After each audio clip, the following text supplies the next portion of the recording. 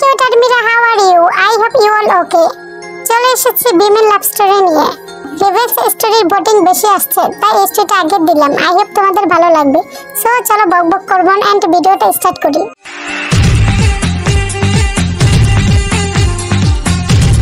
জিমিনের কথা বিয়ে অনেক কষ্ট পায় আর আগে ছোট বাড়ি থেকে বের হয়ে যায়, অনেক স্পিডে গাড়ি চালাতে থাকে। মনুষ্যত্ব ভুলে গিয়ে রিভেঞ্জ নেওয়ার জন্য পাগল হয়ে গেছিলাম। জিমিনকে কত কষ্ট না দিয়েছি, এখন ও কেন আমাকে মাফ করবে? জিমিন আমাকে মাফ না করুক, এটাই আমার জন্য সাজা। আর আমি আর বেবিকে কখনো ওর থেকে কেড়ে নিব না। মানুষ ঠিকই বলে, যেটা করতে হয় সেটা ভেবে চিন্তে করতে হয়, নাহলে সারা জীবন পস্তাতে হয়। রিভেঞ্জ নেওয়ার চক্করে অন্ধ হয়ে গেছিলাম। কত না অন্যায় করেছে জিমিনের সাথে, ও কেন এখন আমাকে মাফ করবে? আমি আর জিমিনের লাইফে কখনো যাব না। ও বেবিটাকে নিয়ে হ্যাপি থাকুক। জিমিনের কথা ভাবতে ভাবতে কার স্পিড আরো বাড়িয়ে দেয়। তখনই বিয়ের গাড়ি আরেকটা গাড়ির সাথে ধাক্কা লাগে আর বিয়ের অ্যাক্সিডেন্ট ঘটে।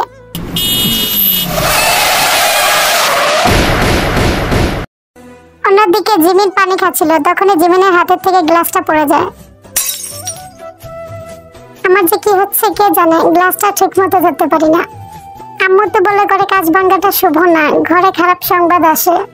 মনটা অনেক বিচলিত হয়ে আছে। বিয়ের কিছু হলো না তো? আজকে অনেক কিছু আগে ছোট বলে দিয়েছি, হয়তো আমার সামনে আর আসবে না। কেন জানি না, এত কিছু হওয়ার পরও বিয়ের জন্য আমার একটা ফিলিং কাজ করে। আমি কি সব বলে বিকে একটা চান্স দিব?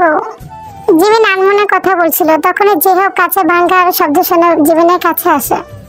জিমিন, গ্লাসটা পড়লো কিভাবে? তোর কোথাও লাগেনি তো? আম্মু আমি ঠিক আছি, জানি না কিভাবে হাত থেকে পড়ে গেছে। জিমিন, কাজ ভাঙাটা ভালো লক্ষণ না, তুই একটু দেখে শুনে চলাফেরা করবি। অন্যদিকে গাড়ির ভিতর ছিল অ্যাক্সিডেন্ট করার পর। আশেপাশে লোক অ্যাক্সিডেন্ট দেখে তাড়াতাড়ি অ্যাম্বুলেন্সকে কল করে।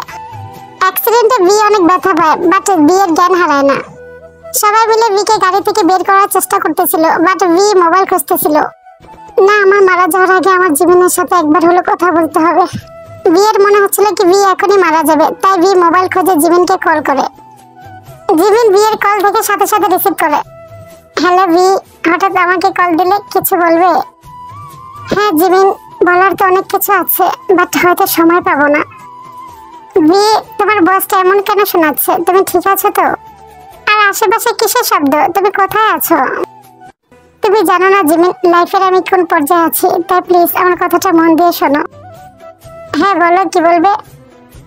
First of all Jimin, I am sorry. আমি তোমার সাথে যা যা অন্যায় করছি তার জন্য আমি অনুতপ্ত, প্লিজ আমাকে মাফ করে দাও। আর সেকেন্ড, আমি তোমাকে অনেক ভালোবাসি। আর বেবিকে দেখে রেখো, ওর যত্ন নিও, মানুষের মতো মানুষ করো। আর তুমিও নিজে যত্ন নিও। হয়তো আমি আর তোমাদের দেখতে পাবো না, বেবিটাকে হয়তো দেখতে পাবো না, প্লিজ পারলে আমাকে মাফ করে দিও। কথা বলে জ্ঞান হারায়। অন্যদিকে জিমিন মোবাইলে হ্যালো হ্যালো বলতেছিল। বিকে সবাই গাড়ি থেকে টেনে টেনে বের করতেছিল আর মোবাইলটা সামনে পড়ে যায়। জিমিনের হ্যালো হ্যালো শব্দ শুনে একটা লোক মোবাইলটা হাতে নেয়। আপনি যার মোবাইলে কল দিয়েছেন তার তো অ্যাক্সিডেন্ট হয়েছে, আমরা এক্সেস হসপিটাল নিয়ে যাচ্ছি, আপনিও আসুন। জিমিন এই কথা শুনে মোবাইলটা হাতের থেকে পড়ে যায় আর জিমিন কান্না করতে থাকে।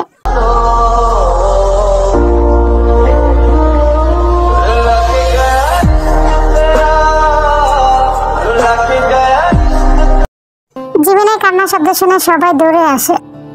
জিমিন, তার কি হয়েছে? তুই এভাবে কান্না কেন করতেছিস? জেকে ভাইয়া, বিয়ের অ্যাক্সিডেন্ট হয়েছে, প্লিজ আমাকে ওর কাছে নিয়ে চলো, আমি ওকে ছাড়া বাঁচবো না। জিমিনের বিয়ের জন্য কান্নাকাটি করা আর প্যানিক হওয়া সবাইকে অবাক করে দেয়। মানে কি জিমিন, তুই ওই ছেলেটার জন্য কান্নাকাটি কেন করছিস? ভালোই তো হয়েছে, অ্যাক্সিডেন্ট হয়েছে, আপদ বিদায় হয়েছে। আম্মু, তোমার মধ্যে কি কোনো মনুষ্যত্ব নেই? একটা ছেলে অ্যাক্সিডেন্ট করেছে, তুমি তার জন্য দোয়া করবে, তা না করে তুমি ওর খারাপ ভাবতেছো। জিমিন, তুই কি ভুলে গেছিস ওই ছেলে তোর সাথে কি কি করছে? হ্যাঁ ভুলে গেছি, কারণ আমি ওকে ভালোবাসি। আর ভালোবাসার কাছে সবকিছু হার মেনে যায়, আর ওর অন্যায়গুলো হার মেনে গেছে। আমি বিয়ের কাছে যাচ্ছি।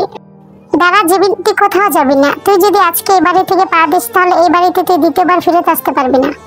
ঠিক আছে, আমি আর আসবো না, আমাকে আমার মতো ছেড়ে দাও। দেন জিমিন বিয়ের কাছে যেতে নেয়, তখনই জেকে দাঁড় করায়। দাঁড়া জিমিন, আমি তোকে নিয়ে যাব, তোর এই অবস্থা একা বের হওয়া ঠিক হবে না। আমিও তোমাদের সাথে যাব, আমিও জিমিনকে একা ছাড়বো না। দেন জিমিন আর ইউনকুক হসপিটালে যায়। অন্যদিকে কে ওটিতে নিয়ে যায় আর বিয়ের অপারেশন চলে। জেকে ভাই, আর কতটুকু সময়? আর 5 মিনিট, এসেই পড়ছি, ওয়েট কর একটু। দেন জিকুক হসপিটাল যায় আর জিমিন তো প্রায় পাগলের মতোই হয়ে গেছিল। এক্সকিউজ মি নার্স, একটু একটু আগে কার অ্যাক্সিডেন্টে একটা পেশেন্ট এসেছে, আপনি কি বলতে পারবেন সে কোথায় আছে? আপনারা কি তার ফ্যামিলি মেম্বার? জি জি, আমি পেশেন্টের ওয়াইফ। আচ্ছা চলুন আমার সাথে, পেশেন্টকে ওটিতে নেওয়া হয়েছে। দেন জিকো ওটির সামনে যায়। ডক্টর, পেশেন্টের লোক এসেছে, আইডেন্টি ক্লিয়ার করে কি আমরা ফর্মটা কি ফিল আপ করাবো? হ্যাঁ তাড়াতাড়ি করো, আর পেশেন্টের ব্লাড লাগবে, তো ব্লাডের অ্যারেঞ্জ করো।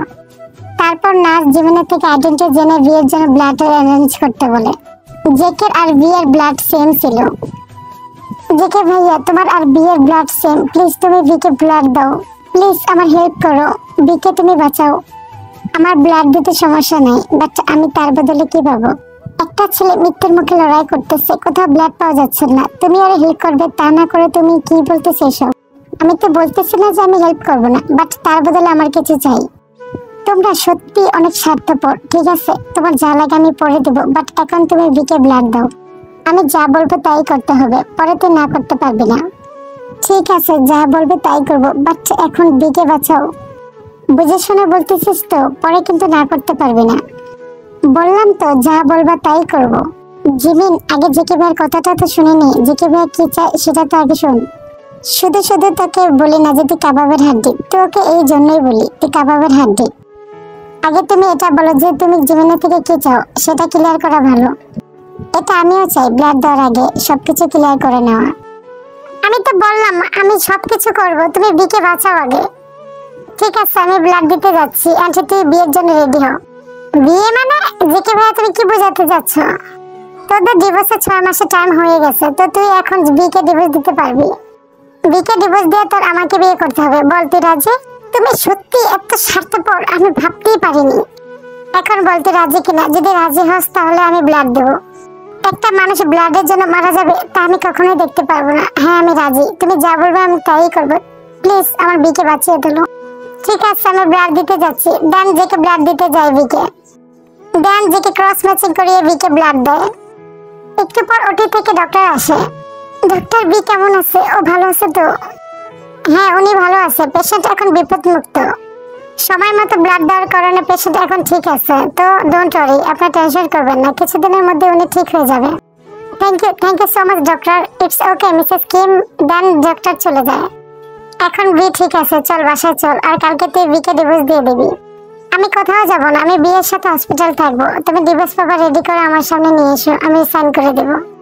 দেখ লিমিট ক্রস করবি না, চুপচাপ বাড়ি চল। বললাম তো আমি তোমাকে বিয়ে করব, আমি আমার প্রমিস পূরণ করব। কিন্তু বি এখানে একা আছে, তো আমি ওকে একা ছেড়ে যাব না।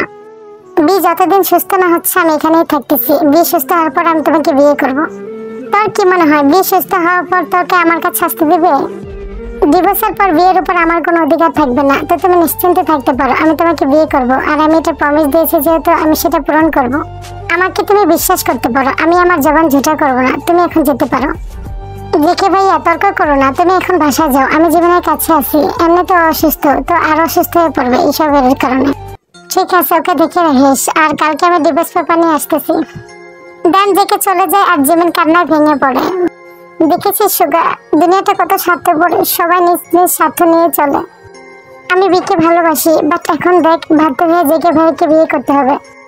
কান্না বন্ধ কর, আমি আছি তো, দেখি কোনো একটা উপায় বের করতে পারি কিনা। তোকে জোর করে জেকে ভাইকে বিয়ে করতে হবে না।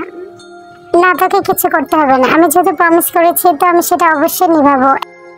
দেন সুগা আর কথা বাড়ায় না, কিছুক্ষণ পর বিয়ের জ্ঞান ফিরে। আমার মাথা খুব ব্যথা করতেছে। 1 মিনিট, আমি বেঁচে আছি? ইয়েস দুলা ভাই, আপনি বেঁচে আছেন। আমার বোন থাকতে আপনার কি হতে পারে বলুন তো? জিমিনের কান্নাকাটি দেখে ওই উপরওয়ালা আর ডক্টরের মন গলে গেছে, এন্ড আপনাকে বাঁচিয়ে তুলেছে, বুঝছেন? জিমিন আমার জন্য কান্না করছে। কান্না করছে মানে? জিমিন তো এটাও বলতেছিল যে আপনার হোশ না আসলে নাকি ও কিচ্ছু খাবে না। এখনো জীবন কিচ্ছু খায়নি, আপনি জানেন সেটা? জিমিন এতক্ষণ বাইরে ছিল, জিমিন ওষুধ নিয়ে বেডে এসে দেখে বিয়ের হোশ ফিরেছে। সুগা, বিয়ের কখন জ্ঞান ফিরলো? তুই আমাকে কল দিয়ে জানালি না কেন? আর তুই ডক্টরকে জানিয়েছিস ওর যে জ্ঞান ফিরছে? বি, তুমি ঠিক আছো তো? তোমার কথা ব্যথা হচ্ছে না তো?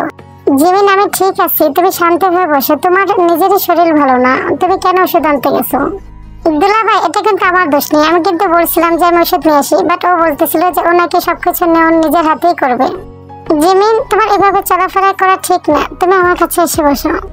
আমাকে নিয়ে তোমার টেনশন করা লাগবে না, তুমি আগে তোমার নিজেরটা দেখো। অ্যাক্সিডেন্ট কিভাবে করো তুমি? হ্যাঁ, তোমার মন কোথায় থাকে গাড়ি চালানোর সময়? আচ্ছা আমি একটু আসি, বিকেও তো কিছু খাওয়াতে হবে, আর তুইও তো কিছু খাসনি। আমি কিছু খাবার নিয়ে আসি আর ডক্টরকেও জানিয়ে আসি। দেন সুগা চলে যায়, আর অন্যদিকে জিমিন ভিকে শাসন করতেছিল, আর এটা দেখে ভি মুস্কি মুস্কি হাসতেছিল।